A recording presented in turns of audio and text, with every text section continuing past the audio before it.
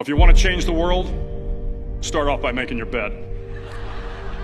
If you make your bed every morning, you will have accomplished the first task of the day. It will give you a small sense of pride, and it will encourage you to do another task, and another, and another. And by the end of the day, that one task completed will have turned into many tasks completed. Making your bed will also reinforce the fact that the little things in life matter. If you can't do the little things right, you'll never be able to do the big things right. And if by chance you have a miserable day, you will come home to a bed that is made, that you made. And a made bed gives you encouragement that tomorrow will be better. To pass SEAL training, there are a series of long swims that must be completed. One is the night swim. Before the swim, the instructors joyfully brief the students on all the species of sharks that inhabit the waters off San Clemente. They assure you, however, that no student has ever been eaten by a shark, at least not that they can remember. But you are also taught that if a shark begins to circle your position, stand your ground. Do not swim away. Do not act afraid. And if the shark, hungry for a midnight snack, darts towards you, then summons up all your strength and punch him in the snout, and he will turn and swim away. There are a lot of sharks in the world. If you hope to complete the swim, you will have to deal with them. So if you want to change the world, don't back down from the sharks. Over a few weeks of difficult training, my SEAL class, which started with 150 men, was down to just 42. There were now 6 boat crews of 7 men each. I was in the boat with the tall guys, but the best boat crew we had was made up of the little guys, the Munchkin crew, we called them. No one was over 5'5". The Munchkin boat crew had 1 American Indian, 1 African American, 1 Polish American, 1 Greek American, 1 Italian American, and 2 tough kids from the Midwest. They out-paddled, outran, and outswam all the other boat crews.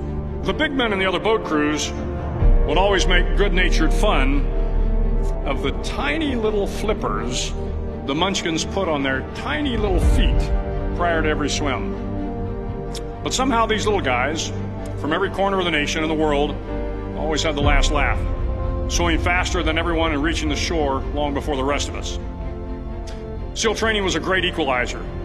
Nothing mattered but your will to succeed, not your color, not your ethnic background, not your education, not your social status. If you want to change the world, measure a person by the size of their heart, not by the size of their flippers.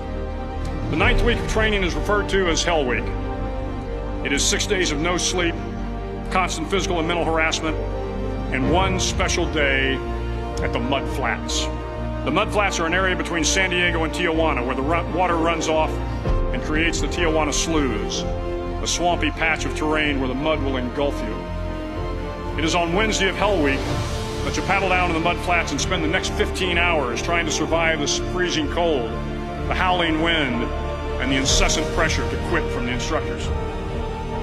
As the sun began to set that Wednesday evening, my training class, having committed some egregious infraction of the rules, was ordered into the mud.